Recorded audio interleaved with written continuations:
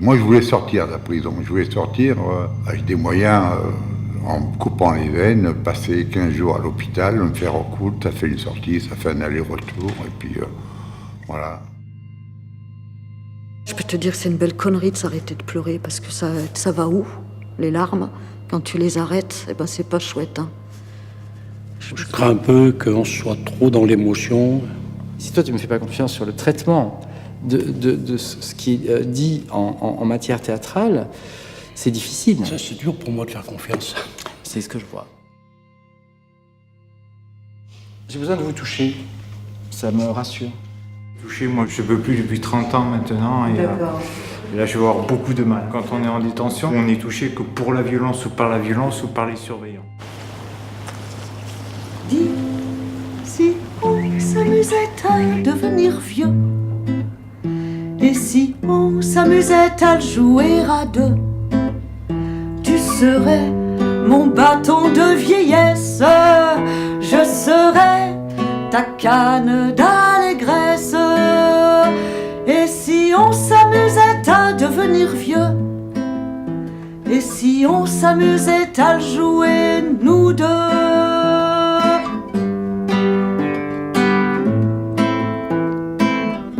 Ce soir, je vois les choses avec plus d'optimisme.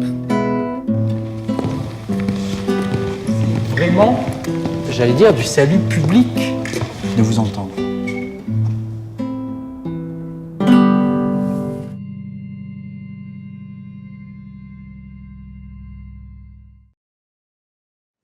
Il y a beaucoup de choses à dire autour de la prison. Je ne vais sûrement pas faire un travail qui ressemblerait à quelque chose de magistral, parce que j'en serais pas capable et je suis peu intéressé.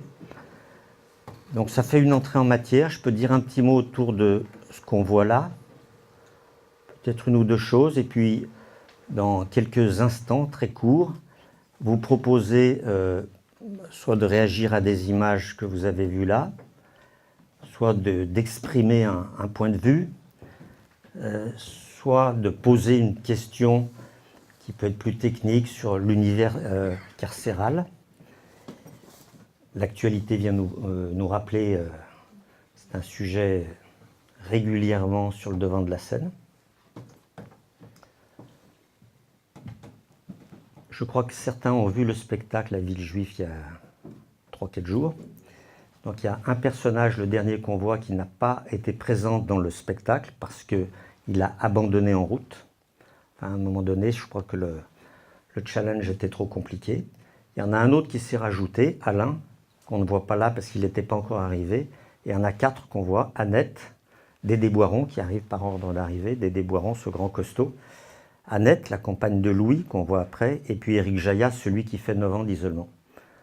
À eux seuls, ils résument beaucoup de la vie de prisonnier. Et on s'est fabriqué une représentation de l'homme, de la personne prisonnière, de l'homme prisonnier. 3,6% des personnes privées de liberté sont des femmes, 2000 à peu près, en France. Voilà, et dès lors qu'on rentre au contact de la personne qui a été privée de liberté, on déconstruit l'image qu'on s'en est fabriquée. Et si on ne fait pas ce travail-là, on a une sorte de représentation épouvantable de la personne détenue, comme si elle avait perdu toute humanité. Et donc c'est une sorte de tromperie énorme. On est en quelque sorte instrumentalisé, enfin, on y participe, hein, on est aussi coupable de ça. Le fait que vous sortiez le soir, dans l'hiver, pour aller voir des propos aussi peu engageants, bon, c'est déjà formidable parce que ça prouve qu'il y a heureusement des personnes qui sont capables de sortir de leur circuit pour aller se questionner. Mais ce travail-là, ce que nous offre là Stéphane Mercurio, ce que nous offre Didier Ruiz, c'est de rentrer, c'est de percer un peu le secret et de comprendre que derrière le prisonnier, les 90 000 personnes qui rentrent chaque année en France en prison, et les 68 000, 9 000 personnes détenues, eh bien, ils ont tous quelque chose à nous dire. Voilà, alors d'où je parle, moi j'ai travaillé très jeune, j'avais 20 ans quand j'ai dû me mettre au travail, j'ai eu des enfants très jeunes, et j'ai eu l'occasion de m'insoumettre, c'est-à-dire de refuser de faire mon service militaire, comme dans les années 70, c'était un peu à la mode. Aujourd'hui, il y a d'autres circuits, mais il y a des mouvements à un moment donné, puis il y avait encore la conscription qui nous obligeait à nous positionner. Et l'insoumission donc m'a conduit en prison sur un temps très court, 2 mois, enfin j'ai pris 6 mois, mais 2 fermes, j'avais 2 enfants, donc je l'ai fait quand même volontairement. Et c'est sûr que quand on regarde les parcours comme ceux qu'on voit là, ça n'a strictement rien à voir. Mais quelqu'un me dirait, j'ai 2 mois de prison à faire, comment ça va se passer? Je lui dirais jamais que c'est bénin. En 2 mois, il peut se passer des choses graves. On peut perdre un parent, on peut être privé d'assister à ce moment-là, on peut avoir un gros problème de santé, on peut connaître une difficulté insoupçonnée. En l'espace de 2 mois, on peut tomber dans sa cellule sur un type complètement malade psychiquement et qui va vous rendre la vie impossible, voire vous abîmer. On peut aussi rencontrer des solidarités, on peut rencontrer des personnes et heureusement que la vie en prison ne se résume pas à des difficultés, à des violences. C'est aussi un lieu de solidarité, d'entraide, de fraternité. Et donc, beaucoup de ces personnes qui ont fait des longs séjours en prison ont le souvenir, gardent la marque de ça. À l'âge de 30 ans, après que je sois passé en prison, j'avais fait des petits boulots jusque-là. J'ai souhaité devenir journaliste pour tendre mon micro à ceux qui n'avaient pas la parole. C'était sans doute un peu plus facile que maintenant. Donc je suis resté une dizaine d'années journaliste, jusqu'à ce que j'ai l'idée de créer une structure qui emprunterait Amnesty International, mais qui se préoccupe, au lieu de se préoccuper d'un prisonnier d'opinion, ou de 2, dans 2 pays différents, qui consisterait à parrainer en quelque sorte un établissement pénitentiaire. Donc ça s'est appelé l'Observatoire international des prisons, j'y ai passé une dizaine d'années, et après j'ai laissé la place à d'autres. Et puis l'OIP dans sa dimension internationale s'est arrêté, donc il reste quelques sections, dont une section française qui travaille bien, des sections dans d'autres pays mais qui ne sont plus coordonnées. J'ai travaillé sur la double peine en animant une campagne pour la CIMAD pendant 2 ans et demi, fait différents travaux de ce type-là, jusqu'à rentrer dans l'équipe du contrôleur général des lieux de privation de liberté, Jean-Marie Delarue, où j'ai passé plusieurs années.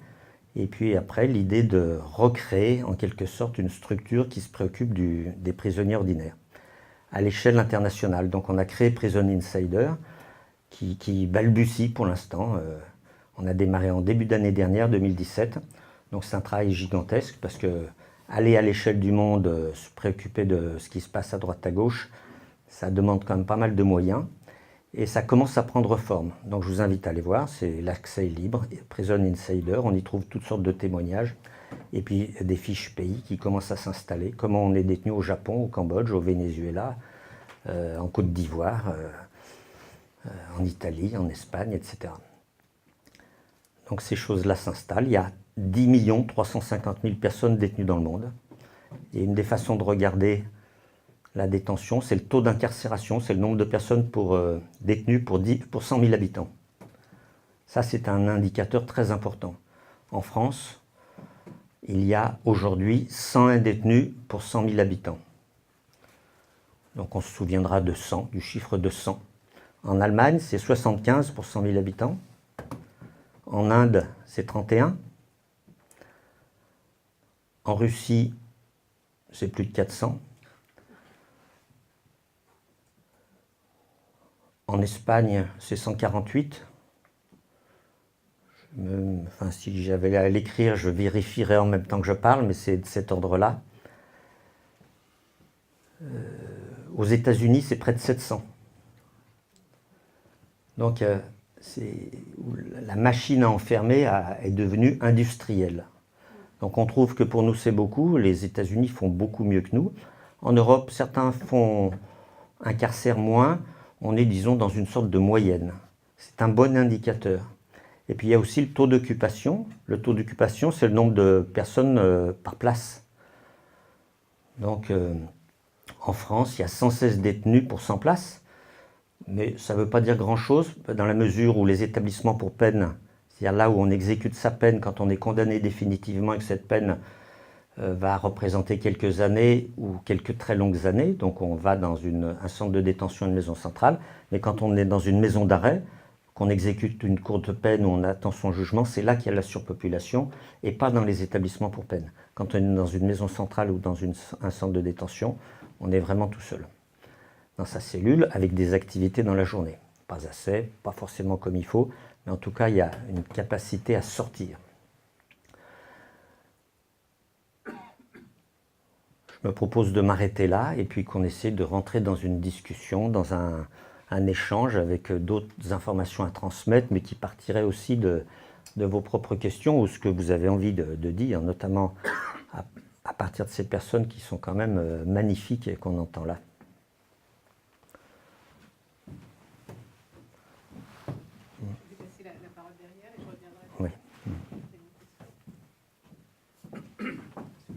Est-ce que le taux de récidive est important? Est-ce que c'est signifiant quand on analyse comment sont les prisons? Alors le taux de récidive est difficile à connaître exactement parce que l'administration et les tribunaux ne se précipitent pas pour nous donner des chiffres. D'ailleurs, on a de moins en moins de statistiques. Les derniers chiffres clés de l'administration pénitentiaire en France datent de 2015, ceux qui sont accessibles aujourd'hui. Donc ça rend de plus en plus difficile la compréhension, le nombre de morts dans l'année par exemple.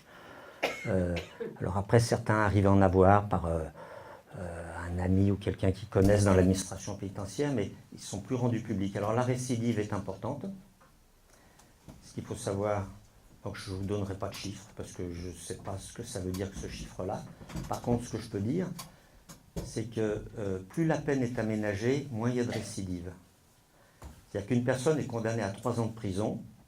Si au bout de 2 ans ou de 18 mois, on lui dit « vous allez sortir et on va vous contrôler en quelque sorte, on va vous accompagner avec un travailleur social, avec un contrôle judiciaire éventuel, on va vous accompagner dans votre parcours à l'extérieur, on va vous aider à trouver du travail ou un logement », eh bien cette personne récidive beaucoup moins que celle qui fait ce qu'on appelle une sortie sèche.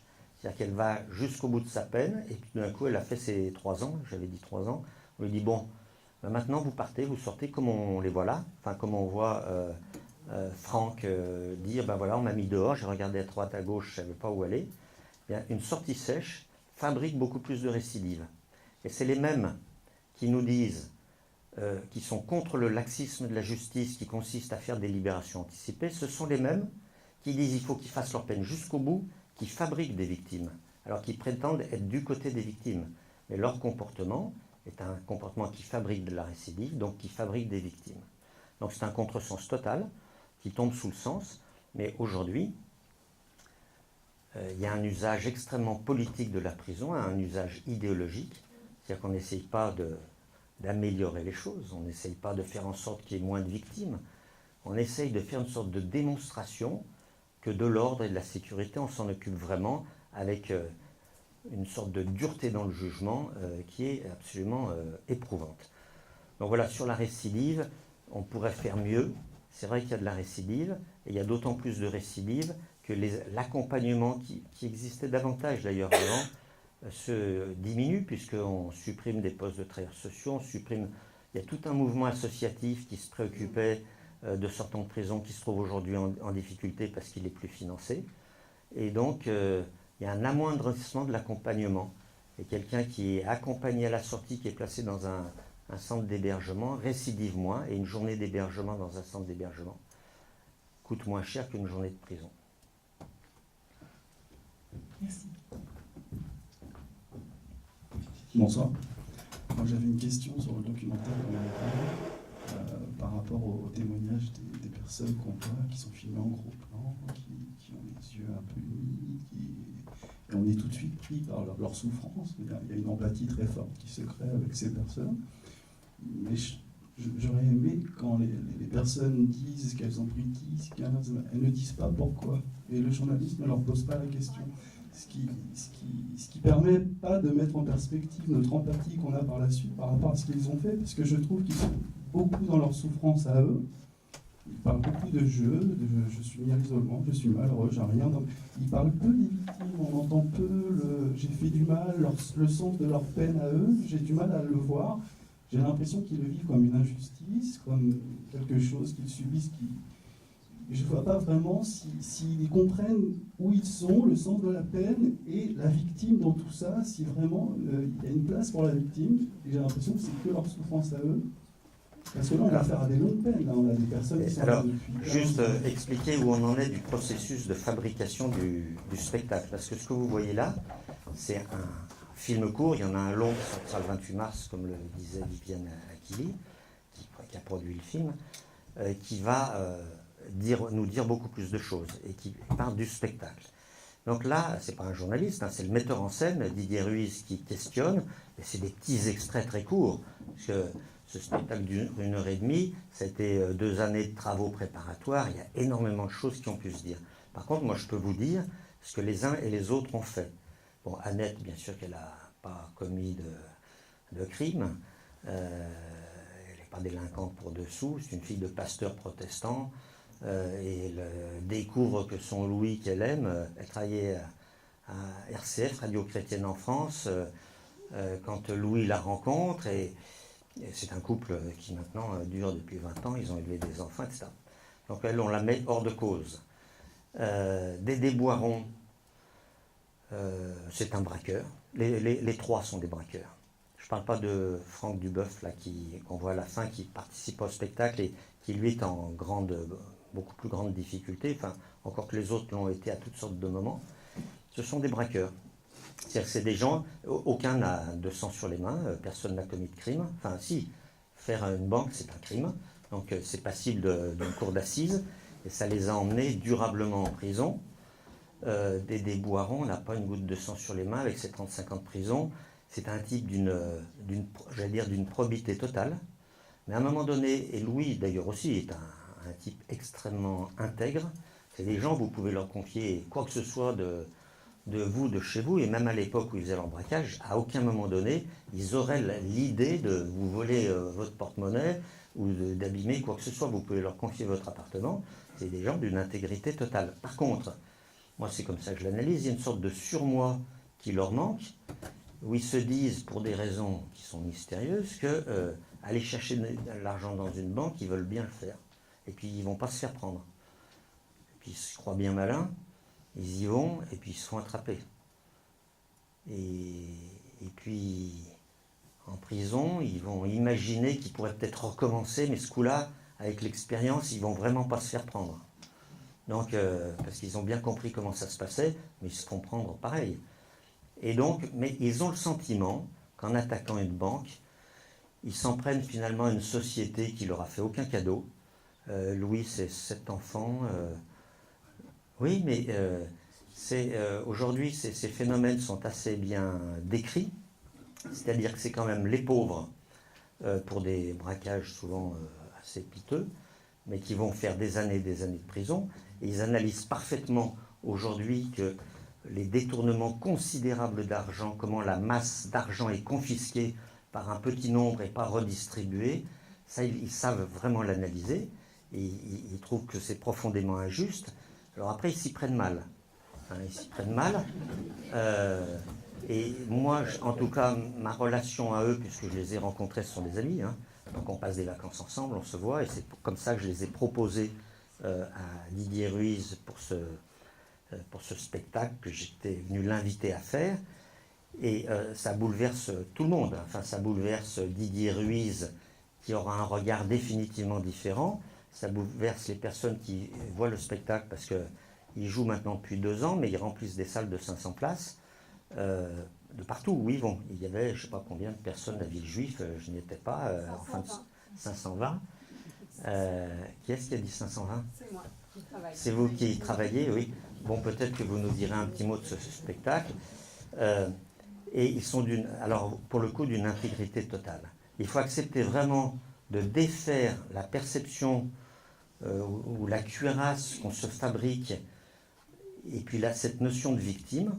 Et nous, dans notre société française, on a l'art de transformer en victime des gens d'abord qui sont des auteurs d'infractions graves, Et donc, à un moment donné, ils se sont arrêtés, j'allais dire, ils payent leur forfait.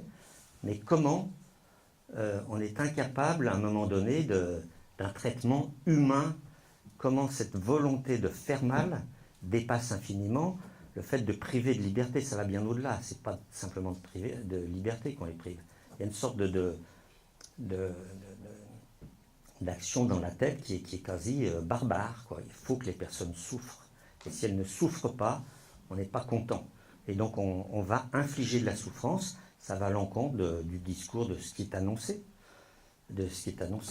Mais comme les lois, elles sont faites par des gens qui se prémunissent de tous les inconvénients des lois ils se partagent, ils ont bien le sentiment, et c'est analysé pas faux, parce qu'il y en a 100 qui se partagent le magot, pendant que les autres ont leurs yeux pour pleurer. Et cette analyse-là, si quelqu'un est capable de la contredire, on va lui donner la parole, mais c'est difficile à contredire. Simplement, pour répondre au monsieur qui vient de prendre la parole, si on avait regardé le générique, la réponse à votre question était dans le générique, d'abord, parce que c'est vrai que cette question de leur délit nous est posée systématiquement avec la personne de France 3 quand on lui a montré le film, nous a posé cette question, et que donc il y a un carton qui explique qu'en dehors de Joël, qui en effet parle de son crime, les autres, voilà, vous le disiez très bien. Et la réponse de Stéphane Mercurio à cette question-là, qu'on a aussi sur le long métrage d'ailleurs, les avant-premières ont commencé, c'est de dire que quelle que soit la peine, est-ce qu'on peut traiter, est-ce qu'un système peut traiter des personnes de cette façon-là? C'est-à-dire qu'elle veut questionner le système pénitentiaire, questionner la prison, qui est, d'après ce que j'entendais l'autre jour, un lieu de non-droit. Aucun des droits humains n'est vraiment respecté, quoi. Et en effet, la peine, c'est d'être privé de liberté. Et pour réfléchir sur cette notion de punition et de peine, petit conseil, lisez le livre de Didier Fassin, Punir, une passion contemporaine, qui justement questionne cette notion-là. C'est vraiment très très intéressant.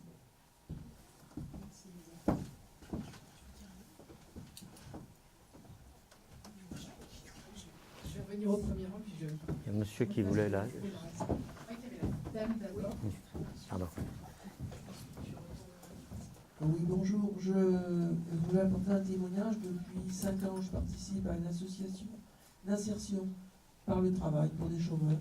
À ce titre-là, nous avons en moyenne une 60aine de salariés par mois. Et sur ces 60, il y en a toujours 3-4 qui sont sous main de justice. Ça tourne. Ce sont des gens qui sont en liberté très surveillée. Ils ne sont pas en prison, en maison d'arrêt, ni en maison de peine, mais ils ne sortent que juste le temps de leur travail. Et nous n'avons jamais eu la moindre difficulté par rapport à leur comportement. Je peux dire ça. Merci pour ce témoignage. Ce monsieur, puis si c'est devant, après je passerai mon micro. D'accord. Là, juste là.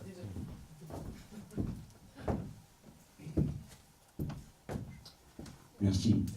Philippe Nadeau de Cachan.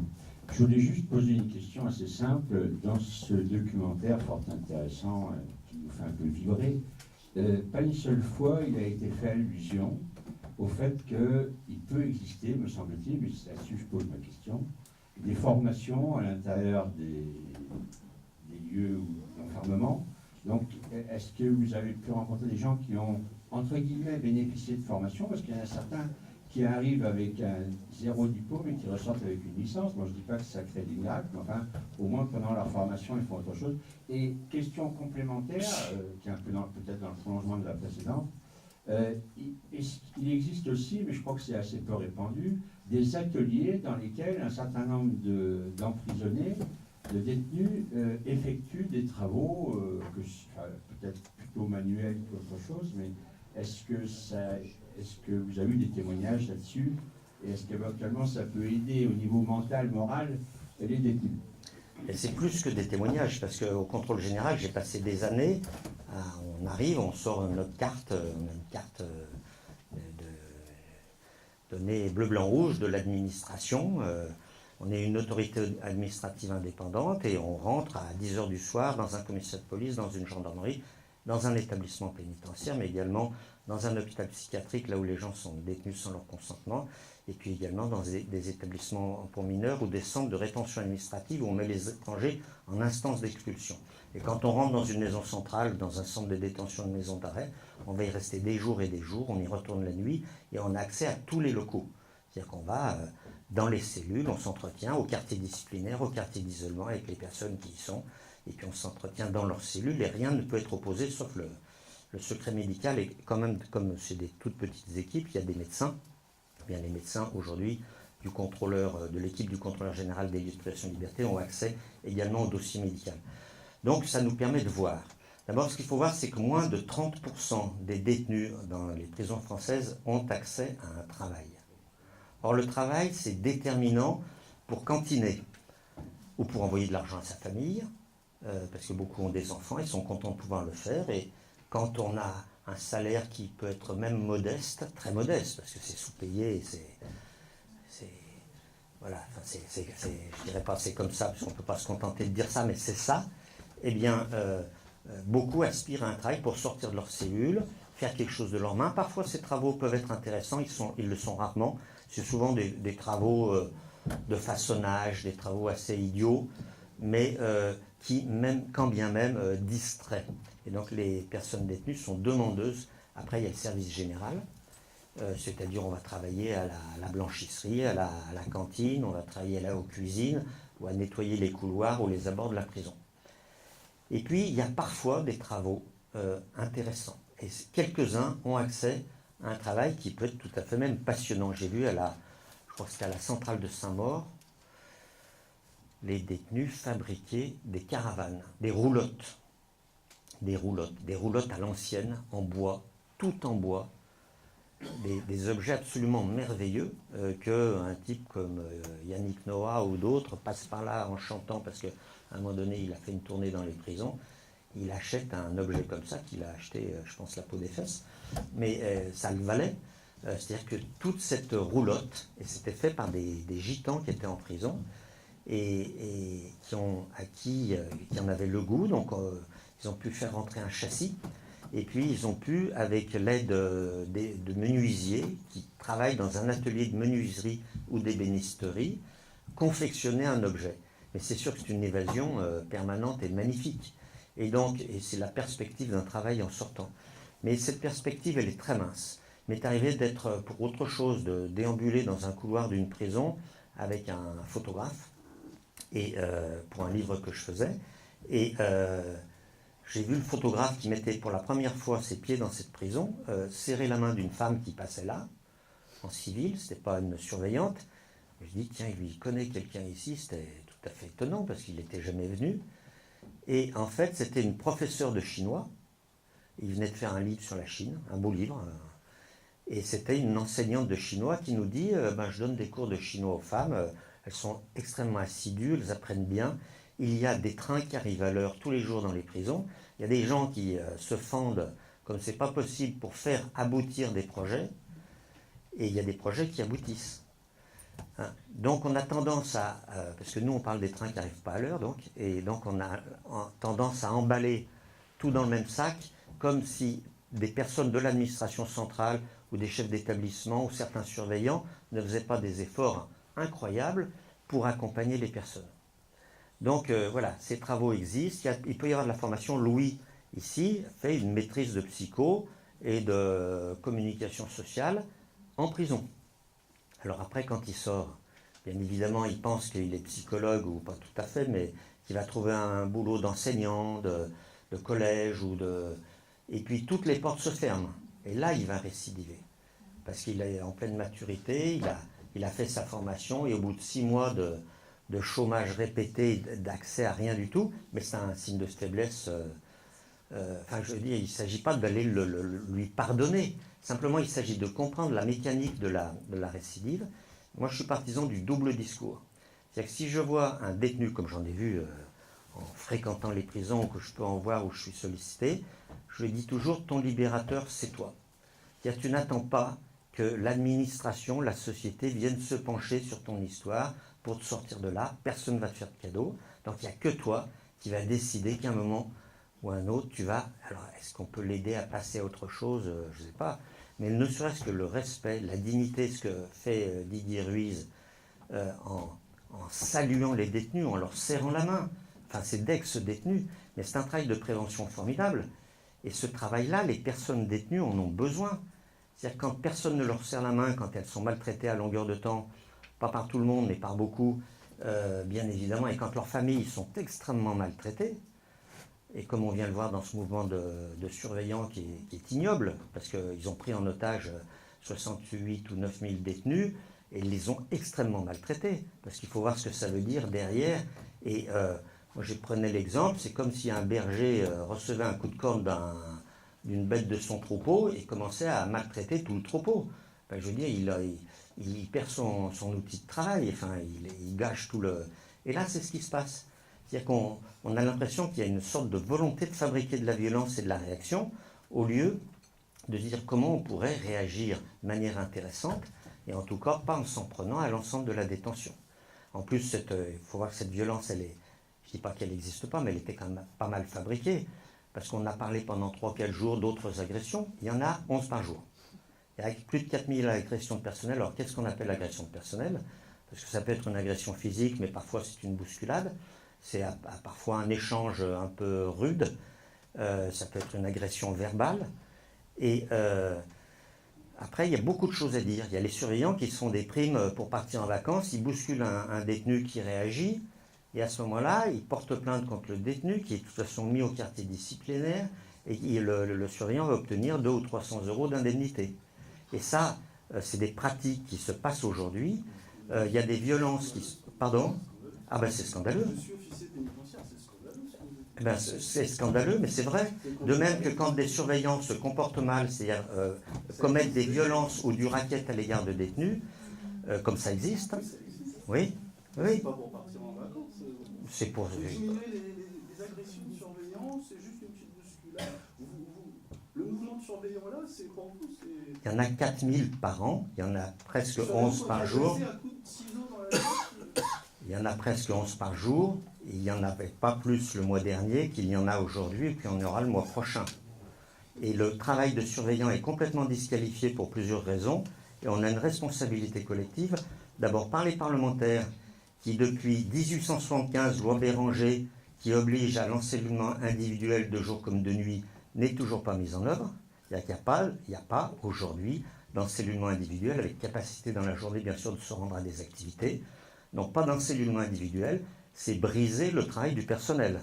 Parce que quand un personnel doit rentrer dans une cellule qui a 3 personnes à la place de une, c'est une place, on a mis 3 personnes. Moi je l'ai vu dans mon travail de contrôleur, l'œilleton a été cassé par les détenus, pas de sanction collective, donc on ne punit pas 3 détenus, et l'œilleton n'est pas remplacé. Donc le surveillant n'ose plus approcher son œil de l'œilleton parce qu'il a peur de se prendre une pique dans l'œil.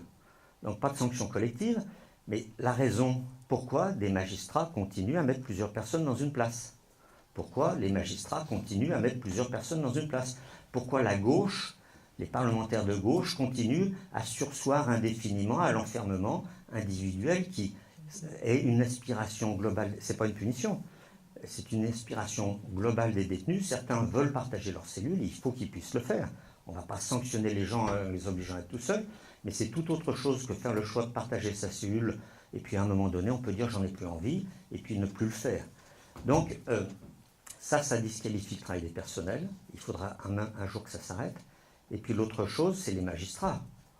C'est les magistrats, parce que les magistrats n'aménagent que marginalement les peines, ils sont d'une dureté impitoyable, et c'est les personnels qui en font les frais. Donc ça, c'est les personnels, parce que ça crée de la surpopulation. Alors, il ne faut pas tout mettre sur le dos de la surpopulation non plus, parce qu'à Vedin-le-Vieil, c'est pas là où il y a cette première agression, enfin, il y en a 11 par jour, donc c'était une de plus. J'allais dire, je crois qu'il y avait 120 personnes dans un établissement de 200 places, et des détenus radicalisés qui ne sont pas particulièrement violents à l'égard du personnel. Hein, mais par contre, qui puissent être inquiétants ou difficiles à garder ou réactifs, c'est sûr, mais ils n'exercent pas plus de violence que les autres. Il y a énormément de gens qui sont violents d'abord contre eux-mêmes, puis il y a des grands malades, et puis il y a des personnes qui sont complètement excédées et poussées à bout. Donc on se demande même pourquoi et comment il n'y a pas plus aujourd'hui de violence dans les prisons. Comment il y en a autant qui acceptent un sort qui est aussi peu enviable. Enfin moi je vous le dis comme ça, on n'est pas obligé de me croire, mais je trouve qu'il y a une sorte d'acceptation de son sort. Et en ce qui concerne les personnels, c'est vrai que quand certains sont pris en flagrant délit de violence à l'égard de détenus, il y a très souvent des mouvements de défense à leur endroit, à l'égard du personnel qui a failli, où tout le monde se solidarise avec lui. C'est absolument inadmissible. C'est même gravissime. Et j'ai des exemples extrêmement concrets à donner. Donc il y a des mouvements de personnel en disant on défend notre collègue. Et comme les pouvoirs publics ne savent pas bien quoi répondre à ça, parce que c'est très difficile, les surveillants ne sont pas remplaçables comme ça. Oui. Bonsoir, oui, je suis étonné de ne pas avoir entendu parler des cas psychiatriques qui sont enfermés. Parce qu'avec le mouvement des prisons actuellement, j'ai entendu dire qu'il y avait 17 000 détenus qui devraient être en hôpital psychiatrique et qui sont enfermés. Alors, sur les chiffres des pathologies, il vient d'y avoir une étude qui a été faite, financée par l'Agence nationale de santé de la région Hauts-de-France, à Lille, sur, alors je n'ai plus le chiffre, genre 13 ou 14 établissements de la région pénitentiaire, et qui montre que 7 détenus à leur arrivée en prison souffrent d'une pathologie, 7 sur 10. C'est considérable. Alors, toutes les pathologies ne sont pas équivalentes, mais il y a des cas de psychose, des cas de personnes excessivement dangereuses, d'abord pour elles-mêmes, et puis également pour les personnels ou pour d'autres co-détenus. Hein. Donc ces personnes existent. Beaucoup de pathologies s'acquièrent aussi en prison, c'est-à-dire que beaucoup souffrent parfois ça va être de claustrophobie, ou comme Eric qu'on voit là, 9 ans d'isolement. Il le dit dans le spectacle, mais il s'arrache toutes les dents avec son petit couteau et sa fourchette, parce que pendant des mois et des années, il réclame d'aller voir un médecin, enfin un dentiste, qu'on lui refuse. À la fin, toute sa gencive s'infecte et il est obligé de s'arracher les dents. C'est monstrueux. Et c'est aujourd'hui, enfin c'est des choses qui se passent aujourd'hui. C'est pas, alors lui c'était il y a quelques années, mais c'est des choses qui perdurent. Et tant que ces choses-là perdureront, eh bien, je veux dire, on est dans une situation qui est complètement invraisemblable. Donc, oui, de la psychiatrie en prison, des personnes qui n'ont rien à faire parce que c'est pas un lieu de soins, et puis aussi des prisonniers qu'on envoie à l'hôpital psychiatrique, mais qui n'ont qu'une hâte, c'est de retourner en prison, parce qu'on est quand même mieux en prison que dans une cellule d'isolement d'un hôpital psychiatrique. On n'a pas le droit de fumer, on n'a rien. Je ne parle pas de l'isolement en prison, encore que c'est des choses qui ont évolué, parce que l'isolement est plus celui que décrit Éric Jaillat. L'isolement n'est pas une punition. On est isolé, mais normalement on a les mêmes droits que les autres. Alors il ne faut pas qu'on les rencontre, donc on ne les rencontre pas. Mais aujourd'hui, un détenu qui est isolé, il a la possibilité de regarder la télévision, il a la possibilité de cantiner, de lire, bien évidemment. Éric est sorti il y a une petite dizaine d'années, et le moment où il a subi ça, peut-être, enfin je ne mets pas du tout en doute son discours, mais aujourd'hui, ces conditions de l'isolement, mais vécues dans la durée, elles restent complètement impressionnantes et destructrices de la personne. Voilà, donc la pathologie, des gens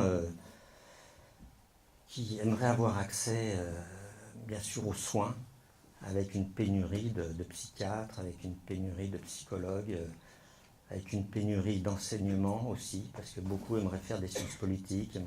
Alors il y a des propositions qui sont faites, qui sont passionnantes, et puis il y a beaucoup de déficits, parce qu'elles concernent pas toujours beaucoup de monde. Je l'ai vu. C'est moi qui ai trop. Oui, donc pour ceux qui ont vu Une longue peine, on pourrait dire, et ceux qui ne l'ont pas vu, c'est vraiment un spectacle qu'on vous encourage tous à voir et qui continue à tourner un peu partout. Et je discutais avec André à la fin du spectacle, qui est celui qui a passé 35 ans en prison. Lui, il est rentré dans une maison de redressement, il avait 9 ans, et il disait, mais moi, en fait, moi j'étais d'accord pour marcher droit, c'est juste que je ne savais pas faire, et si on ne m'avait pas enfermé, si on ne m'avait pas tapé dessus, si juste on m'avait accompagné socialement, j'aurais pas eu la vie que j'ai eue, et ça paraît évident, et pourtant c'est vrai que la punition prime, et comme vous disiez, c'est-à-dire qu'en fait on ôte la dignité des gens et on leur tape dessus pour bien qu'ils souffrent, mais le fait est que ces gens-là ils font partie de notre monde et de notre société, il faut bien vivre avec, et voilà, je trouve ça triste.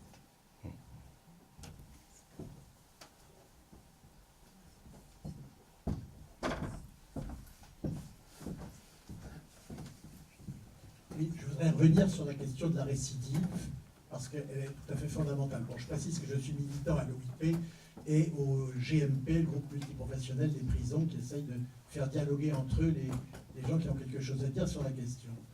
La récidive pose la question, est-ce que notre prison actuelle est utile à la société ou non? Vous avez dit les chiffres sont variables et mal connus. Bon, il y a des équipes de sociologues qui travaillent dessus, mais il faut préciser pour les gens qui ne connaissent pas bien le problème qu'en gros, c'est plus de 60% de détenus qui reviennent en prison dans les 5 ans. Et pour les jeunes, c'est 80%. C'est-à-dire que la situation est catastrophique. Nous produisons plus de délinquants qu'il n'en entre. C'est-à-dire que la prison actuelle ne marche pas. Alors, le système politique, depuis 15 ans, vit là-dessus et dit plus strict que moi, tu meurs, pour moi. Et donc, en fait, nous aggravons la situation. En sachant que la durée moyenne actuellement de détention est de 11 mois, il y a 15 ans, elle était de 4 mois. Nous avons, vous l'avez dit, 90 000 personnes qui entrent en prison chaque année. Il y a 15 ans, c'était 80 000. Il n'y a pas plus d'affaires. Il n'y a pas eu de dégradation de l'insécurité en France. Simplement, le pouvoir de punir a quasiment doublé. Et on a comme résultat que des gens sont de plus en plus démolis. Parce que là, on a parlé de longue peine. Situation extrêmement grave. Mais les gens qui restent 4 mois en prison, ça suffit pour perdre son travail. Perdre son travail, ça veut dire perdre son logement. Perdre son logement, ça veut dire perdre sa famille. Vous avez 10% de gens en prison qui y sont pour délit routier, conduite sans permis. Alors c'est très mal, ils risquent d'écraser quelqu'un, je suis tout à fait d'accord, mais est-ce que ce sont vraiment des gens qui sont des catastrophes pour la société? En les mettant en prison, on en fait des catastrophes pour la société. Donc le système actuellement marche sur la tête, les politiques ont été depuis 15 ans consternants là-dessus, ça a l'air de bouger un petit peu avec la présidente de la commission des lois à l'Assemblée, la ministre aussi est d'accord pour remettre à plat les questions. À quoi sert la prison? Qu'est-ce qu'on fait? Dans quel état est-ce que l'on remet les gens quand ils sortent et rejoignent la société? Complètement d'accord avec vous. Je crois qu'il y a des...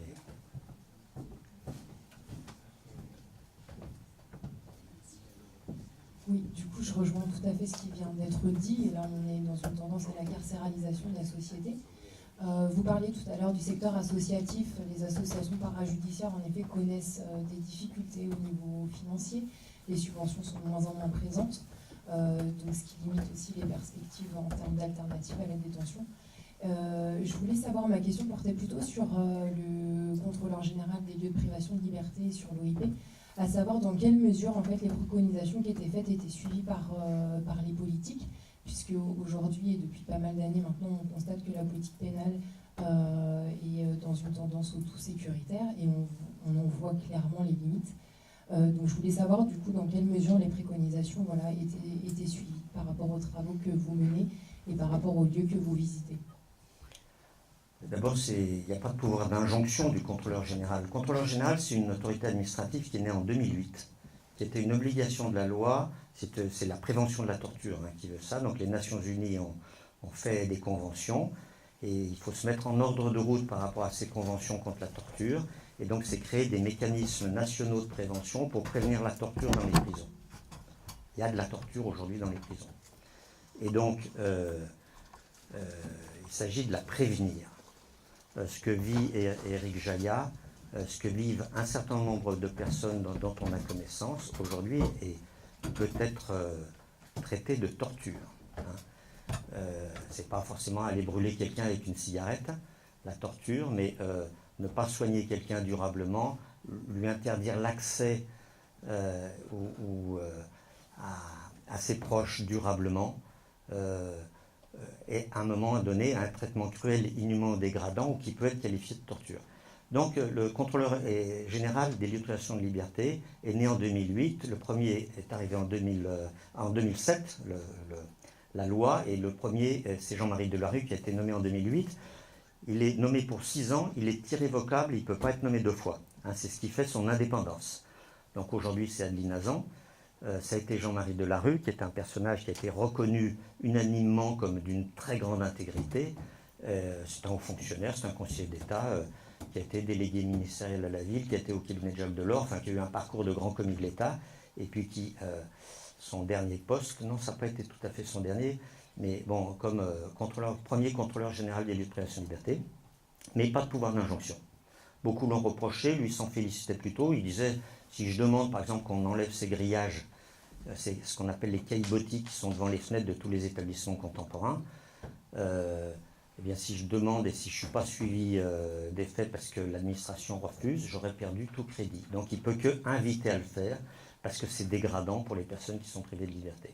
Donc il invite à le faire. Je me souviens de courrier parce que les surveillants mettaient un miroir par terre. Le type est obligé de se déshabiller complètement, il est obligé d'écarter les jambes, et le surveillant regarde le miroir pour voir ce qu'il pourrait bien cacher. Bon, par exemple, ça c'est une pratique que le contrôleur a réussi à supprimer. Il y a toutes sortes de choses qui sont des avancées, qui sont plus ou moins visibles. Le fait que, par exemple, le téléphone soit accessible à titre expérimental dans les cellules, mais il faut savoir qu'on a saisi 35 000 téléphones portables l'année dernière dans les prisons. 35 000 téléphones portables saisis, et il y en a autant. Donc les détenus téléphonent. Il faudra bien, à un moment ou un autre, c'est exactement comme ce qu'on appelle les unités de vie familiale, qui permettent aux détenus de rencontrer leurs proches, leurs familles, leurs compagnes, et puis souvent avec leurs enfants. Donc au début c'est quelques heures, puis après ça peut être 2 jours, et puis peut-être un peu plus, je ne sais pas jusqu'où ça va, mais pas bien plus, 48 heures. Eh bien c'est un bien phénoménal. Les personnes, de toute façon, dès lors qu'elles ont pu rentrer dans une sorte de tranquillité par rapport à leurs proches, avoir pris des repas ensemble, rester en détention, eh bien on s'aperçoit qu'il y a l'agressivité qui diminue, les personnes sont beaucoup plus tranquilles et sont beaucoup plus abordables par des surveillants qui auraient à un moment donné un grief ou juste une invitation à leur faire. Et donc c'est des personnes qui, à partir du moment où elles sont mieux traitées ou mieux entourées, qui réagissent beaucoup mieux. Et donc ça, il y a une difficulté inouïe. Il y a 30 établissements qui disposent d'unités de vie familiale sur 188, et toutes n'en font pas usage. Et donc là, il y a un déficit considérable, alors qu'en Espagne, qui était un pays quand même assez réactionnaire, enfin qui a été franquiste jusqu'à dans une époque contemporaine, eh bien ces unités de vie, ça s'appelle des vis-à-vis, se sont répandues il y a maintenant 25 ou 30 ans, et ne posent aucun problème. Chaque fois qu'il y aurait une amélioration à faire, la plupart du temps, les syndicats s'en emparent comme une arme pour contester ce droit qui serait offert aux prisonniers et qui viendrait comme à leur manquer. Et donc, on maltraite les personnels, comme je vous ai dit tout à l'heure, en surpeuplant les prisons, en sous-payant les agents pénitentiaires et en leur créant des conditions, et c'est quand même en notre nom, qui gardent leurs frères, qui gardent des détenus, c'est quand même en notre nom, et on ne leur en donne pas les moyens. Donc on a une responsabilité, les parlementaires, les magistrats et nous-mêmes, la société, à partir du moment où on considère toujours que le détenu c'est quelqu'un qu'il ne faut pas aider, il en a toujours trop, etc. Mais comme si c'était... c'est quand même une pensée assez barbare. Et donc quand on considérera que le détenu c'est nous à un moment donné, c'est nous à un moment donné de notre vie. Le prisonnier, c'est pas un extraterrestre, c'est nous à un moment donné de notre vie. Et donc, les 90 000 qui rentrent, c'est nos semblables, c'est nous. Et donc, on connaît beaucoup, peut-être que vous connaissez, mais on peut connaître beaucoup de personnes. Alors c'est vrai que c'est plutôt les pauvres, et puis après, raisons ethniques. C'est-à-dire que c'est plutôt les minorités ethniques. Alors aux États-Unis, c'est les Noirs. Ailleurs, ou les latinos, et chaque pays a sa minorité ethnique qui l'enferme. En Australie, c'est les aborigènes, qui sont surreprésentés en prison, et pour nous, c'est les maghrébins, ou les noirs, qui sont surreprésentés en prison parce qu'ils sont sanctionnés sans commune mesure. Vous savez, l'endroit où il se consomme, il se vend le plus de drogue en France, c'est dans le 16e arrondissement. C'est l'endroit où on ne contrôle pas les gens. Hein. C'est l'endroit où on ne contrôle pas, mais la police le sait, hein, c'est l'endroit des plus importants, des lieux de consommation et de vente et d'achat le plus important. Il n'y a jamais d'interpellation, puisqu'elles se font gare du Nord ou je ne sais où, au faciès.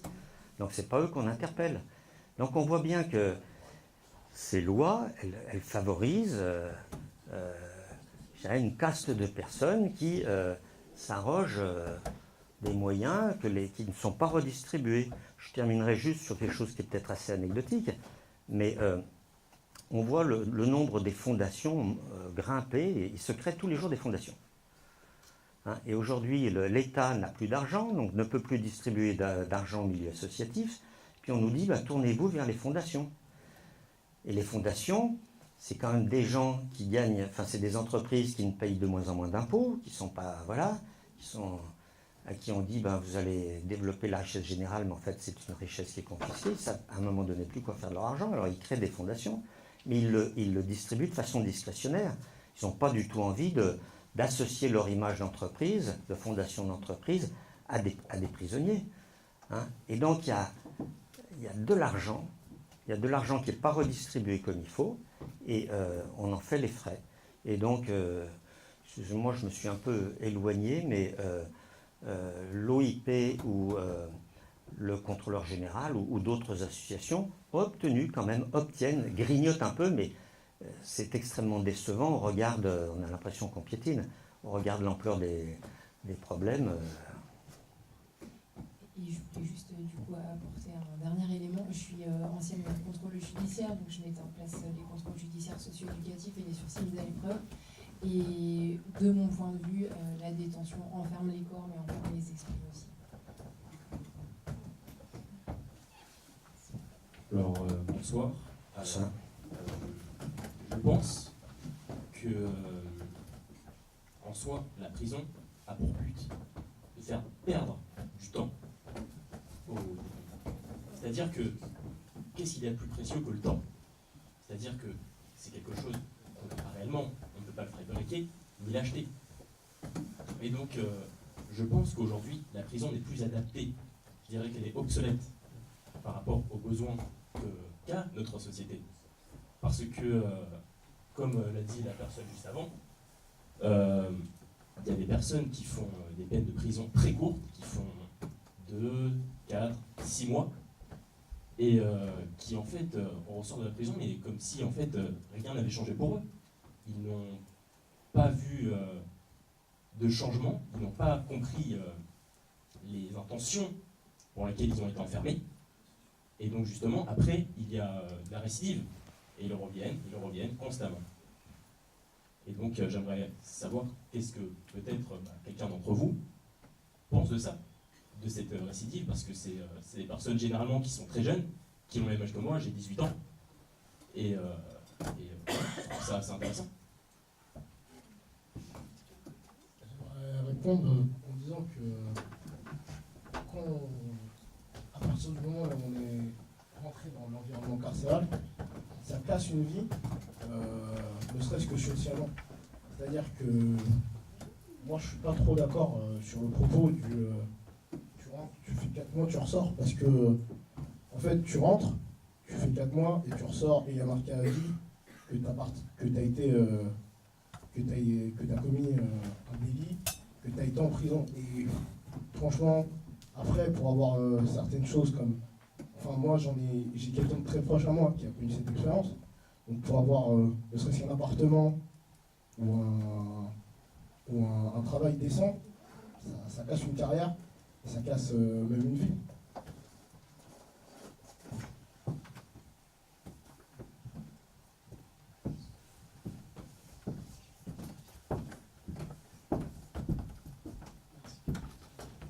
Moi, je pense que justement, la question de la prison est posée à l'envers, dans le sens où on dit que tout le monde va en prison, ce qui est assez faux, vu qu'il y a. En fait, faut poser la question qui ne va pas en prison. On voit que, j'ai plus le chiffre en tête, mais la majorité des gens qui sont emprisonnés en ce moment, c'est des gens qui ne sont même pas encore passés en procès, qui sont en détention provisoire, c'est-à-dire qu'ils n'ont même pas été reconnus coupables. Et en fait, il y a une généralisation de la détention provisoire. Donc, c'est le moment où on attend son procès, alors que certaines personnes, des fois pour pas grand-chose, Alors qu'on voit que certaines personnes de la population, je prends un exemple, une catégorie sociale particulière, par exemple les policiers, ne se retrouvent jamais en détention provisoire alors qu'ils sont accusés ou présumés coupables d'avoir fait quelque chose qui sont quand même de l'ordre du meurtre, donc du crime, et qui se retrouvent même pas en détention provisoire. Donc je pense que la prison, en fait, il faut interroger son rôle dans notre société. Avant toute chose, voilà.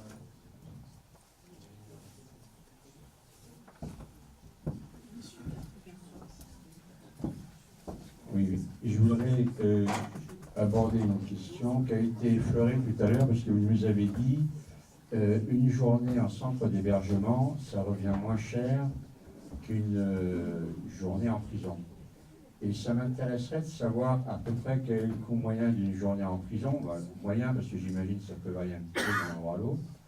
Et d'autre part, je rapproche ma question là à ce que je disais précédemment, à savoir, est-ce qu'il n'y aurait pas plus de possibilités de faire travailler, entre guillemets, les prisonniers, étant entendu qu'ils toucheraient qu'une partie de la rémunération à laquelle ils auraient droit, et qu'une autre partie viendrait s'imputer sur la dépense que ça représente. Et je vais terminer sur un propos un peu provocateur. Les gens disent, il y en a marre qu'il y ait autant de prisonniers, parce que ça nous coûte la peau des fesses, et ça augmente le déficit. Bon, une journée de prison, ça coûte, on va dire, une centaine d'euros. Un peu moins dans une maison d'arrêt ou certaines maisons d'arrêt, un peu plus dans un établissement pour peine. Un établissement pour mineurs, c'est 5 à 600 euros la journée. Donc ça coûte très cher, mais il y a des équipes pléthoriques pour un résultat d'ailleurs très questionné. Ça, c'est sur le coût de la prison. Après, vous posez la question oui, est-ce que si le travail, est-ce qu'il ne peut pas participer au coût de son emprisonnement, si j'ose dire? Disons qu'il y a certains esprits qui y pensent. C'est une question de profane. Il y a certains esprits qui y pensent, mais enfin, c'est pas très à la mode quand même. Ça émane plutôt de milieux très, je dirais, très droitiers. Mais comme l'argent coule pas à flot, hein, alors bien sûr qu'il y a des détenus qui disposent de moyens, ou dont les familles peuvent bien sûr subvenir à leurs besoins, ou certains ont des rémunérations qui peuvent être assez intéressantes. Mais ça pose rapidement des problèmes, d'ailleurs, quand quelqu'un dispose de moyens un peu importants, jusqu'à un certain point, ou d'un travail rémunéré, parce que ça crée des jalousies, parce que ça crée de la gestion qui est peut-être une gestion collective qui est assez difficile. En tout cas, oui, il est venu à l'idée de certains politiques de faire payer les détenus pour ces journées en prison. Comme on fait payer la balle qui va exécuter le Chinois par sa famille. Voilà, mais on n'en est pas là. Il faudrait surtout que les détenus aient accès à un travail. Mais finalement, les entreprises ne se précipitent pas. Et ça, l'administration fait des efforts de ce côté-là pour recruter des entreprises qui mettraient à disposition de quoi travailler dans des ateliers qui sont prévus pour. C'est assez compliqué parce que d'une part, bon, il y a les délocalisations qui existent et puis on peut arriver pour pas cher à fabriquer dans d'autres pays des choses qu'on aurait fabriquées avant ici. Et puis, c'est contraignant le milieu de la détention, c'est-à-dire faire rentrer un camion, je sais pas moi, de cartonnage pour que les cartonnages soient fabriqués, déployés, étiquetés et ressortir. Ça nécessite qu'il y ait un flux, que le camion il va arriver le matin, il faut qu'il puisse rentrer, qu'il soit contrôlé, qu'il ne transporte rien de problématique. Mais s'il y a un mouvement, s'il y a eu un suicide, s'il y a un problème dans la détention, on va faire attendre, ce qu'on peut comprendre. Et donc du coup, ça crée des aléas, dans le travail qui est peu encourageant. Mais je pense que l'administration pénitentiaire a développé à des moments des trésors d'ingéniosité pour essayer d'attirer des emplois sans forcément y arriver. Après, il y a ce qu'on appelle la régie industrielle des établissements pénitentiaires.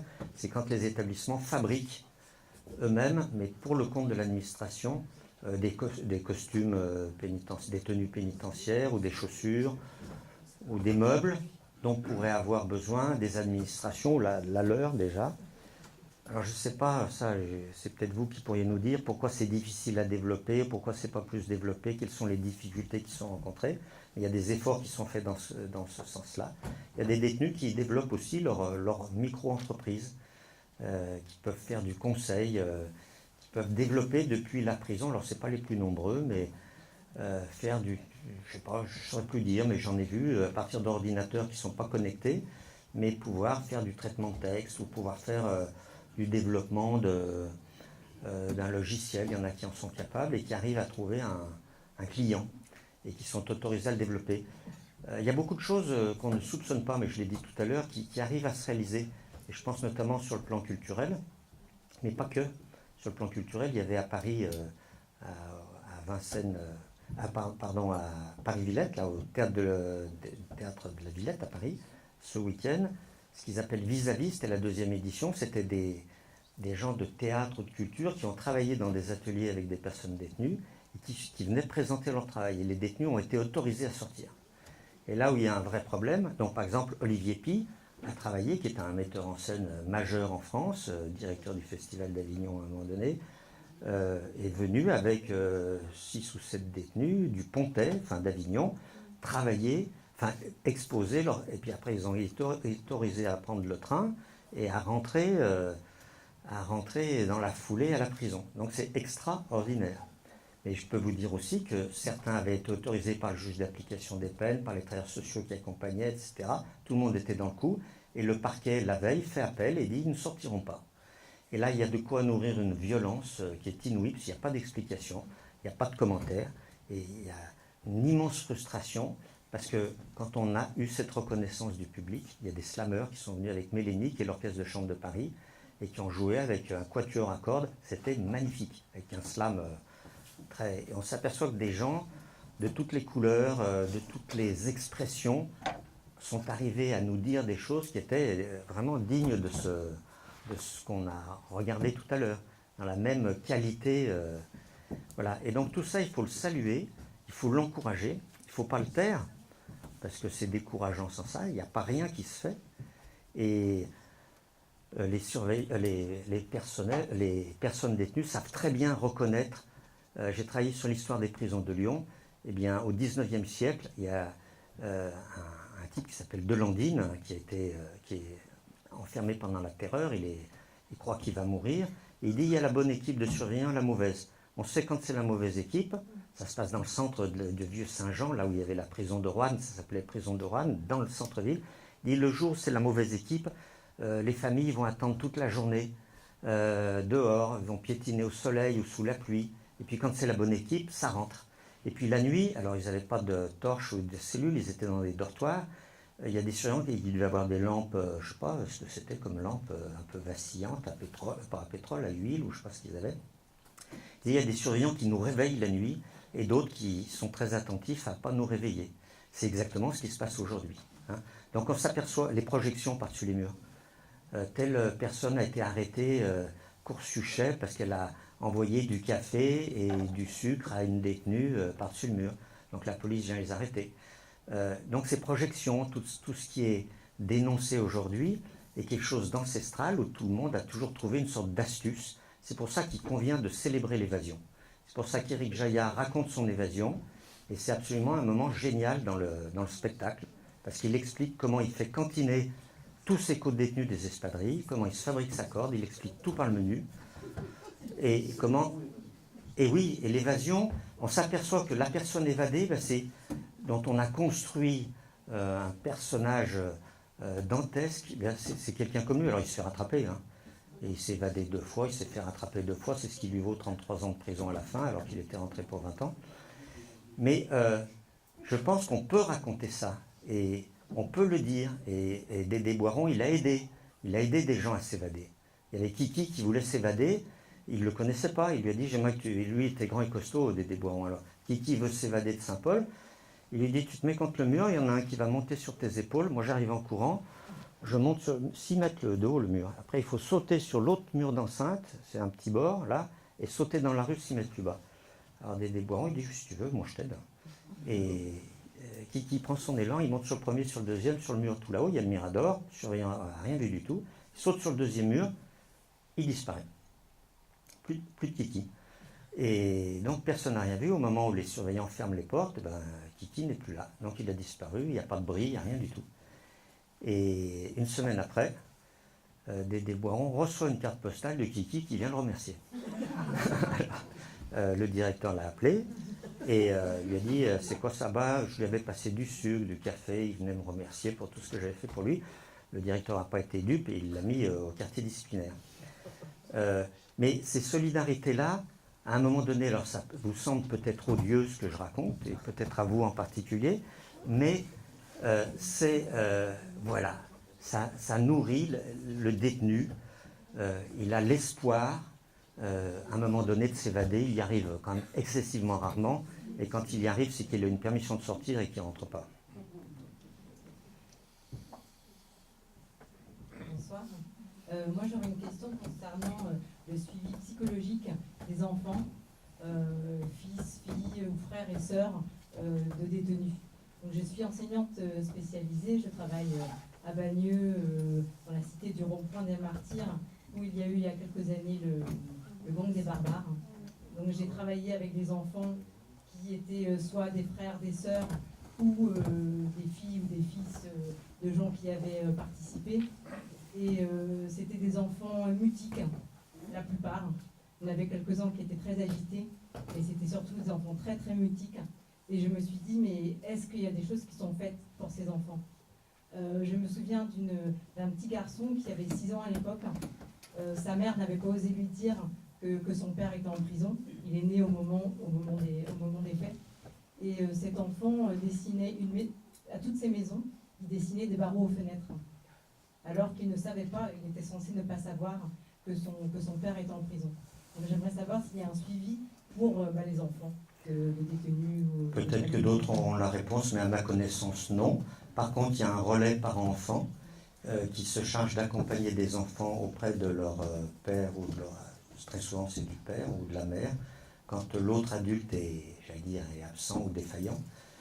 Et je pense que ces enfants-là bénéficient peut-être d'un accompagnement, en tout cas un peu plus soutenu, attentionné.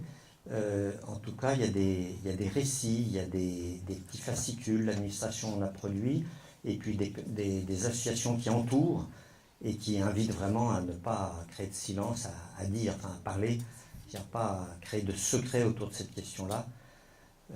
Louis Perregaux en parle de manière géniale dans le spectacle, à un moment donné, comment sa fille a pensé que c'était un homme tronc parce qu'elle le voyait derrière une vitre pendant des années, et à un moment donné, il n'arrivait pas à la faire réagir, hein, parce qu'il y avait ses parents à lui qui accompagnaient sa fille, qui avait 2 ans, 3 ans, 4 ans, 5 ans, et il n'avait pas de contact, parce qu'il y avait du bruit, enfin, c'est dans la cacophonie des parloirs de l'époque en tout cas, et il va arriver avec un stratagème, il va arriver à nouer une relation, il l'explique dans le spectacle, et c'est absolument magnifique.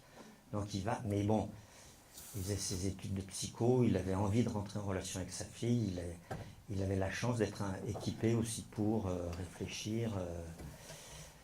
Je pense que beaucoup sont très démunis, mais à ma connaissance, voilà, ou peut-être des personnes comme vous, parce que vous avez la possibilité de la rencontrer, vous n'êtes pas indifférente. Je pense que vous avez dû dire des choses. Je pense qu'il y a très souvent des enseignants qui font la même chose dans des écoles, donc ils savent que le père habituellement est détenu. Mais les gens ont honte, donc ils ne s'en vantent pas. Il faudrait s'en affranchir de cette honte. Il faudrait dire, oui, il est en prison. Parce que... Et quand on fait ce pas-là, on est déjà à moitié, pas pardonné, mais déjà quand même pas mal sorti d'affaire, quoi. Je vais vous poser une question. Quand on sort des petits cercles dans lesquels on est, on vit, on travaille, et quand on entend les chiffres que vous... on est quand même très étonné de la perception qu'a une bonne partie de notre société qu'il n'y a pas assez, que la justice ne fonctionne pas assez bien, qu'il n'y a pas assez qu'on n'envoie pas assez les gens en prison, qu'on ne... Enfin, il y a une espèce de décalage entre cette perception d'impunité qui évidemment grandit selon les ténors, souvent politiques, cette perception d'impunité, mais qui est quand même très répandue dans la société, et la réalité des chiffres que vous donnez d'augmentation de la population carcérale ou d'augmentation voilà, ou de surpopulation. Donc comment peut-on expliquer cette double réalité qui est si irréconciliable et incompréhensible? Un exemple, en 1981, entre 1981 et 1988, Badinter, garde des Sceaux, premier septennat de Mitterrand, plus 10 000 détenus dans les prisons françaises. Et en 1985, les détenus montent sur les toits, parce qu'ils ne sont pas contents que les réformes annoncées n'existent pas. Et il y a des lacrymogènes qui partent, il y a un détenu qui tombe du toit, qui se tue. Badinter, garde des Sceaux. La gauche, là-dessus, on l'a accusé de laxisme, elle n'a jamais été laxiste. Taubira s'est fait traiter de tous les noms, plus le racisme, n'en parlons pas, ou parlons-en, mais de laxisme aussi, alors que la population carcérale a continué à accroître quand elle était garde des Sceaux. Et les politiques manquent de courage, ils courent tous après, j'allais dire, le Front National. La droite court de Wauquiez maintenant, mais de Sarkozy court après le Front National, et la gauche court après la droite pour montrer qu'ils sont capables de faire aussi bien que la droite. Mais à un moment donné, il faudra que ça s'arrête et qu'ils disent, ben, nous, on va faire autrement. Alors, ils ne seront peut-être pas élus, mais au moins, on verra combien de temps ça dure. Ils n'ont pas... Oui. Quoi ? Ils ne pourront pas faire autrement. Ils pourront pas faire autrement. Mais à un moment donné, on peut faire autrement. On peut faire autrement. Et je pense que Taubira, dans notre milieu associatif, son propos était apprécié, parce qu'elle ne disait pas de bêtises. Par contre, ce n'était pas suivi des faits, parce qu'il y avait à la présidence de la République des décisions qui se prenaient indépendamment d'elle. Donc elle les a subies pendant un certain temps, elle était courageuse aussi, mais enfin, à un moment donné, ça ne tenait plus. Donc les politiques se sont emparés de manière idéologique de cette question-là, et ils ne cherchent pas du tout à apporter la bonne réponse qui satisferait, ils essayent à gagner le prochain coup d'élection. Mais c'est vraiment à courte vue, parce qu'on s'abîme tous les uns les autres. Moi, j'aurais bien aimé, est-ce que vous auriez voulu, parce que pas rester sur une impression négative, mais que vous ayez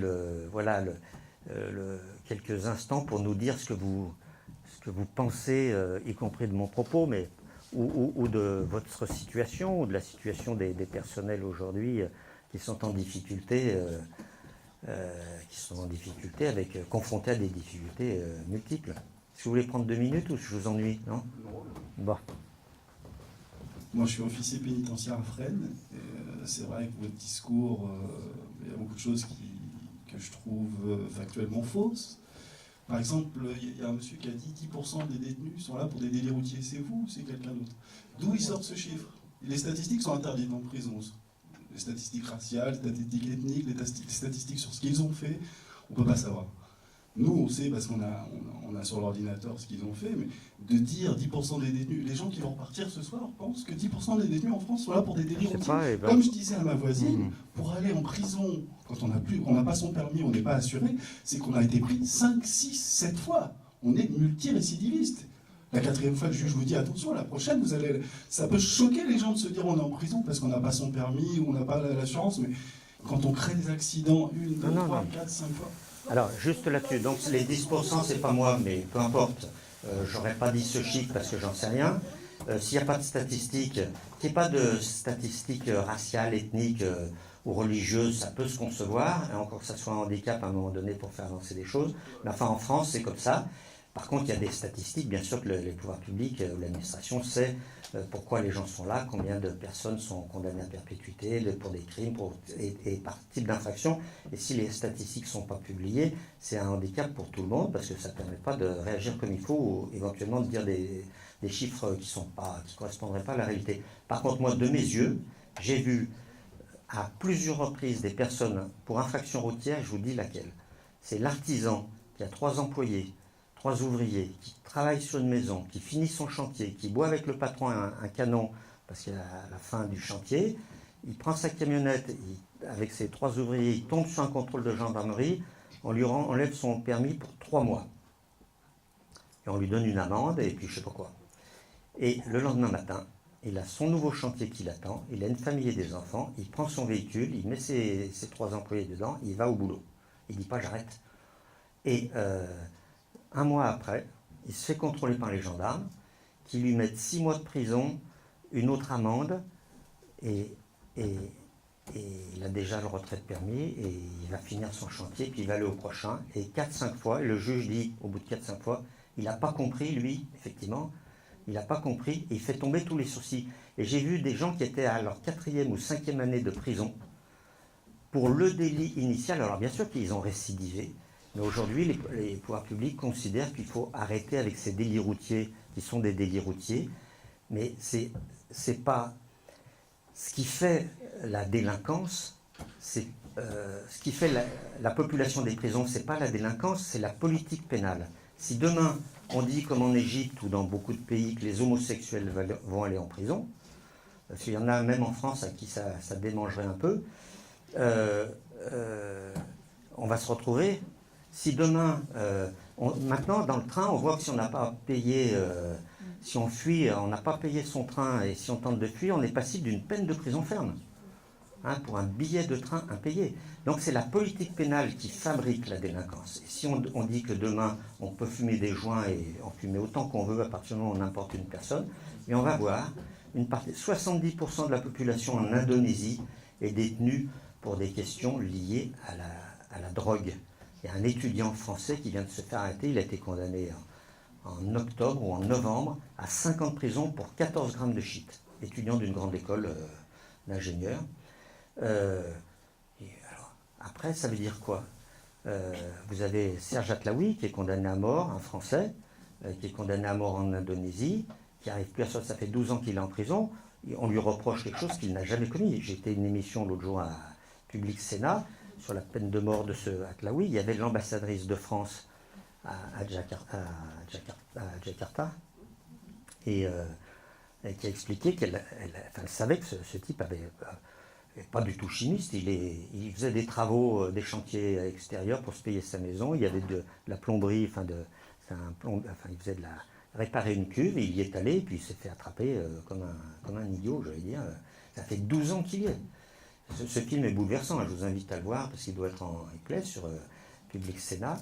Il y avait son avocat, il y avait le journaliste du Monde sur l'Asie. 70% des détenus là-bas sont pour des histoires de drogue. Il y a des pays comme le Portugal qui ont dépénalisé toutes les drogues, puis on s'aperçoit que les gens en consomment moins. Et ça met fin. Alors après, c'est peut-être un peu simpliste, mais pas complètement. Alors oui, continuez. Oui, donc vous parliez beaucoup de la prison, et je suis d'accord, moi je suis le premier à dire que la prison, les gens ressortent encore plus cassés qu'ils n'y rentrent, mais on n'a pas assez insisté sur les mesures alternatives à l'encellulement individuel, comme le bracelet électronique, qui s'est développé de manière exponentielle ces dernières années, vous n'en avez pas parlé du tout. Non, mais beaucoup de petites peines sont aujourd'hui effectuées par bracelet électronique. Les semi-libertés, par exemple, où les détenus vont travailler la journée à l'extérieur et rentrent dormir en prison, on n'avait pas parlé du tout. Non, mais attendez, on n'a pas fini. Hein. Il existe des alternatives à l'encellulement individuel, mais quand vous avez affaire effectivement à des personnes qui sont dangereuses pour elles-mêmes ou pour la société, moi j'aimerais bien que quelqu'un dans cette salle me donne une alternative crédible aux longues peines. Les longues peines, ceux qui ont tué, qui ont violé, qui représentent un danger à leur sortie, les psychologues le disent, ils vont recommencer. On fait quoi pour protéger la société par rapport à ces personnes-là? On les soigne surtout. On les met où? Dans des hôpitaux alors. Ils sortiront, ils auront le même problème psychologique si on ne les a pas soignés. Donc c'est absurde. Les pays nordiques ont trouvé des solutions alternatives extrêmement efficaces aux gens qui sont effectivement atteints de problèmes psychologiques graves, etc., qui sont dangereux pour eux-mêmes et pour la société, je suis d'accord. Mais si on ne les soigne pas, si on ne les prend pas en compte, même les pédophiles dans les pays nordiques, ils ont trouvé des maisons pour les prendre en charge, parce que alors mettez-les 20 ans en taule et sortez-les dans les mêmes conditions, je veux dire, le problème de la société sera encore victime de ces mêmes exactions, parce qu'on n'aura pas... Ça ne sert à rien la prison, on ne fait rien dans les prisons qui serait utile pour que les gens puissent en sortir mieux. Enfin, on a besoin de ça. La société, elle a besoin de ça. On n'est pas seulement dans la haine, le ressentiment. Ça ne sert à rien. Il faut soigner les gens, il faut les écouter, il faut les aider, il faut les former, il faut leur donner des moyens d'exister. Et c'est la privation de liberté, c'est pas la privation de c'est pas l'intimité, c'est pas l'humiliation. Sinon on en fait des monstres. Alors après encore plus. Il faut vraiment réfléchir à ça. Il faut réfléchir autrement. Et je pense que pardon, le micro, je vais vous le rendre tout de suite. Excusez-moi. J'ai été visiteuse de prison à Fresnes, donc je connais un petit peu le sujet. J'ai aussi vu des choses absolument épouvantables. D'ailleurs, j'ai même pas pu y continuer tellement c'était bouleversant. Mais bon, bref, qu'est-ce que je veux dire? Je me suis... Bon, je prends le micro, je voulais...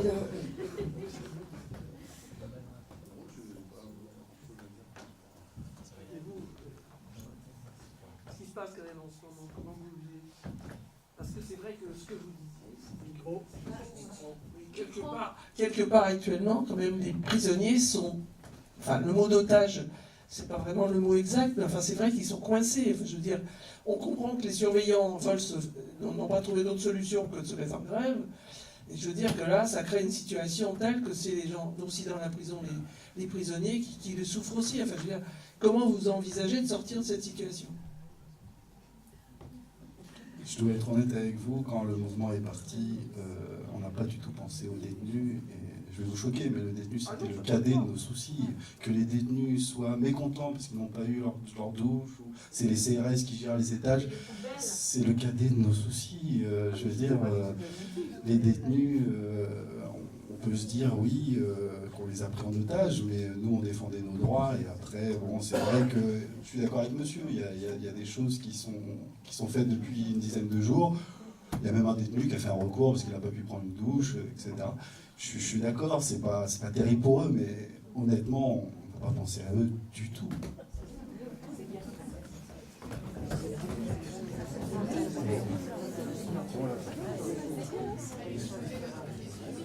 C'est un peu une impression en réponse.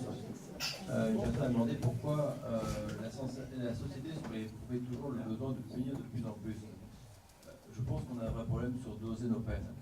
Moi, je suis plutôt dans le rôle du contrôleur et le sentiment d'impunité, je l'ai sur globalement toutes les séries de dossiers que j'ai en face de moi.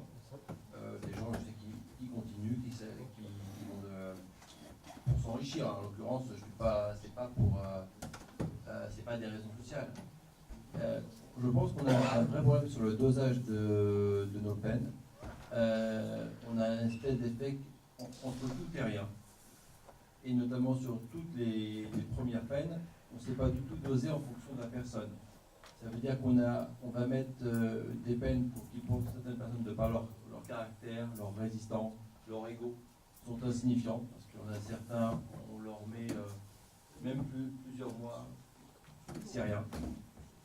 Et inversement, il y en a qui sont très fragiles. Or, ça ne produira pas tout le même effet. Les juges, je ne sais pas, mais ils font une espèce de moyenne qui, à mon avis, au moins pour tous les petits délits, ne fonctionne pas. Enfin, tous les petits délits, même pas du petit, c'est du petit, du moyen. On a un vrai problème pour doser les peines, et l'impression d'impunité, ou l'impression que toute une série de lois sont juste ignorées parce que les sanctions sont insuffisantes. On l'a beaucoup quand on est amené à contrôler. Bon, moi, je suis juste inspecteur de salubrité, mais je sais que c'est une impression aussi beaucoup dans la police. Le problème du dosage de la peine, notamment vis-à-vis de l'individu, doser pour que cet individu-là, en particulier avec ses caractéristiques, arrête, c'est très difficile, et à mon avis, on n'y arrive pas du tout. On pêche des deux côtés, avec parfois une impression que c'est tout ou rien. C'est-à-dire, soit on les y met pour les briser, soit on les y met pas. C'est une impression personnelle, hein. Je n'attends pas d'un spécialiste dessus.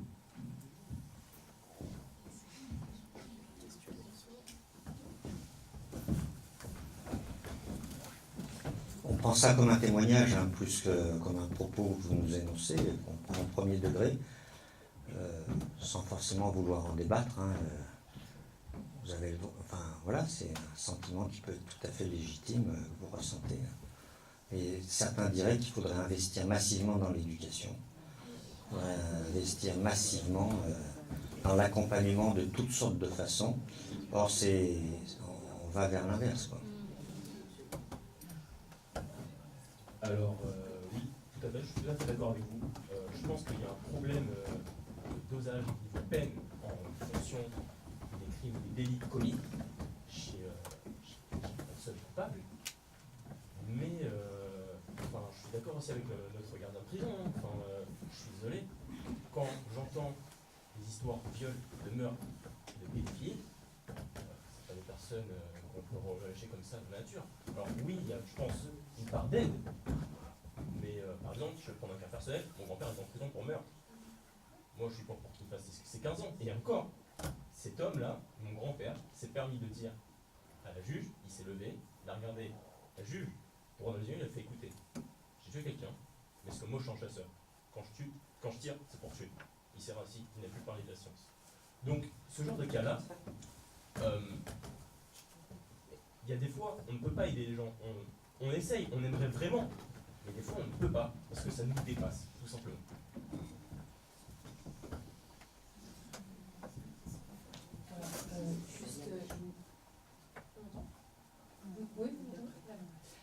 Juste une information, du coup, dans le cadre des contrôles judiciaires socio-éducatifs, on accompagne des personnes qui sont à la fois là pour des faits délictuels et des faits criminels. Donc il y a des personnes qu'on accompagne en pré-sententiel, c'est-à-dire que pour éviter la détention provisoire, ils sont en contrôle judiciaire socio-éducatif, ils attendent leur jugement, et on accompagne des criminels présumés. Donc il y a des pédophiles, il y a des violeurs, voilà, qu'on accompagne. Donc il ne faut pas croire que ces personnes-là sont toujours derrière les barreaux. Voilà, c'est pour autant pas des personnes... Enfin voilà, je pense que tout à l'heure on parlait de la question de la dangerosité, je pense que la question de la dangerosité, en effet, elle se pose. Mais aujourd'hui, qui est capable d'évaluer la dangerosité potentielle d'une personne? On demande ça aux services pénitentiaires d'insertion et de probation qui ne sont pas du tout formés sur la question, qui ont 100 dossiers à gérer. Donc sur la question aussi des alternatives à la détention, quels sont les moyens aussi humains et financiers derrière pour mettre ça en place? Et pour la question du coup tout à l'heure, par rapport à l'hébergement pour une personne qui est hors détention, on est à peu près sur 40 € par jour. On nous disait les bracelets électroniques, ça permettra pas de vider les prisons, mais de contenir l'augmentation. La population carcérale a continué à augmenter. Et je crois qu'il y a entre 10 et 12 000 personnes sous bracelet électronique. On a augmenté la population qui est contrôlée. Moi, je n'ai pas d'avis sur le bracelet électronique, bien sûr qu'on est globalement opposé, mais non, je dirais globalement le milieu associatif a beaucoup contesté ce mode de contrôle. Pour ma part, je dis c'est à l'usager d'en décider. Alors bien sûr qu'il participe à sa propre répression, mais si on me dit tu as 2 mois de prison à faire ou on te met un bracelet électronique, moi je choisirais le bracelet électronique. Et la plupart le choisiraient, donc on n'a pas à choisir pour les autres ce qui est bon. Voilà, si quelqu'un dit moi je veux pas de bracelet électronique, je préfère faire ma peine parce que c'est épouvantable. Et c'est vrai que c'est vécu de manière très très problématique par beaucoup, parce qu'ils sont enfermés chez eux, parce que ça crée des conflits familiaux, ça peut. Il y a des personnes sous bracelet qui se suicident. Je pense que c'est très difficile d'intégrer une sorte de répression, de difficultés qu'il faut assumer soi-même. Voilà. Mais bon, s'il y avait que le nombre de... Il y a, je sais pas, 55 000 places, ou je ne sais pas combien, à force de 55 000 places, il y a 68 ou 9 000 détenus. Si les 12 000 du bracelet électronique faisaient 12 000 personnes en moins, là, on se dirait c'est un bon usage.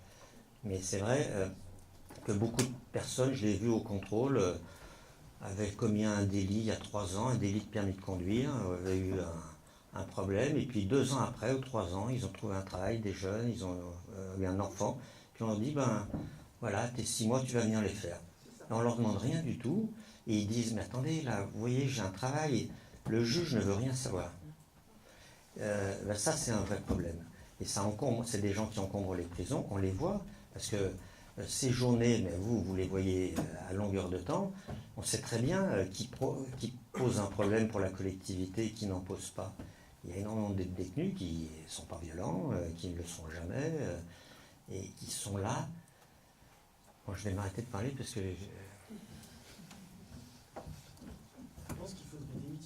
l'idée selon laquelle la prison servirait à protéger la société en danger. Donc la prison serait peuplée de dangereux criminels assoiffés de sang qui en voudraient notre peau. Et dire des chiffres qu'en fait, en prison, la majorité des gens, c'est des délinquants de droit commun et de la petite délinquance. Il y a plus de dealers du coin de la rue que de dangereux violeurs, en fait. Puis regardez comment le viol est jugé en France, les agressions sexuelles en général, c'est très très clément. Là où la justice va être ferme, c'est justement sur les cas de braquage. Et voilà, donc il faut arrêter avec l'idée de croire qu'il y a des tueurs en série à chaque coin de rue, en fait. Il suffit de voir, à chaque fois qu'il y a un marque du trou, ça fait l'actualité. Et pendant des semaines, on sort une nouvelle loi. Donc voilà, je pense qu'il faut aussi remettre en perspective les choses et se remettre en perspective les choses. Je voudrais juste revenir sur le volet éducatif. J'ai un élève qui, en seconde, a commis un meurtre. 3 ans après, je demandais encore à sa famille s'il avait pu reprendre ses études. Et il n'avait toujours pas pu. Et ça, je trouve... par contre, il avait appris beaucoup de choses sur la religion. Et ça, je trouve que c'est vraiment criminel. Qu'un jeune ne puisse pas poursuivre ses études. Et sa famille me disait, mais c'est très compliqué, il y en a très peu qui peuvent effectivement poursuivre.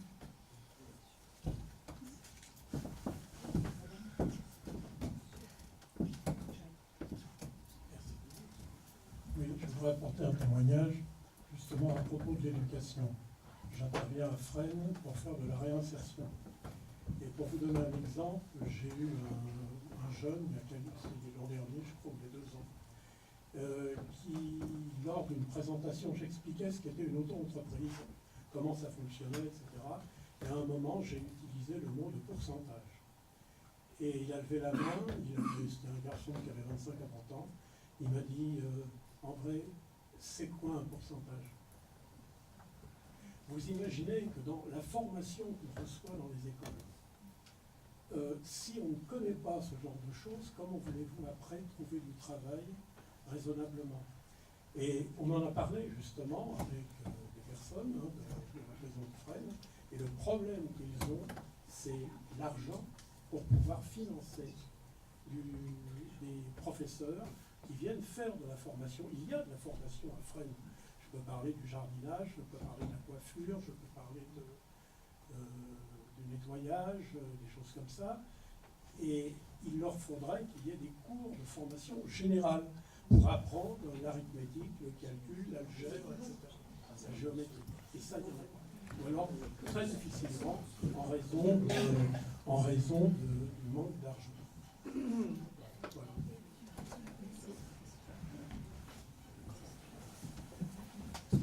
Oui, j'ai ici sous les yeux les chiffres au 1er décembre 2017.